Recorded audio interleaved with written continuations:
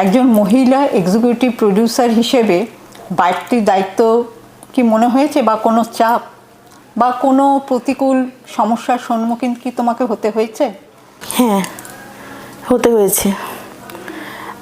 যেরকম মানে প্রত্যেকটা দায়িত্ব এসে তো ঘাড়ে চাপে, প্রত্যেকজনের দায়িত্ব একটা একটা করে ইন্ডিভিজুয়াল, সবার প্রবলেমগুলো আসে। তো সেক্ষেত্রে সামলানোটা খুবই চাপ।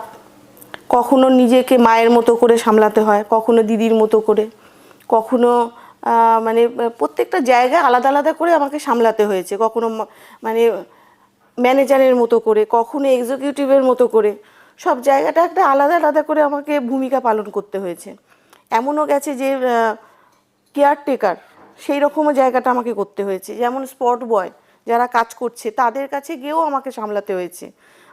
অনেক সময় বলেছে হয়তো যে দিদি তুমি ওই রকম জায়গায় রয়েছো, অথচ তুমি আমাদের সাথে কেন চাটা দিচ্ছ।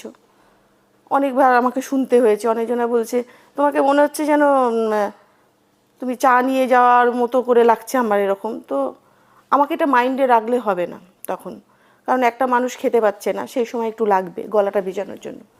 আমি যদি ওইটুকুন টাইমে পাচ্ছে না, আমি যদি না এগিয়ে দিই, তাহলে পরের নেক্সট কাজটা এগোবে না, সেখানটায় আটকে যাবে। তো সেই জায়গাটা দাঁড়িয়ে আমার মনে হয়েছে যে না, আমার কোনো অসুবিধা হচ্ছে না, ভূমিকাটা পালন করতে আমার কোনো অসুবিধা নেই।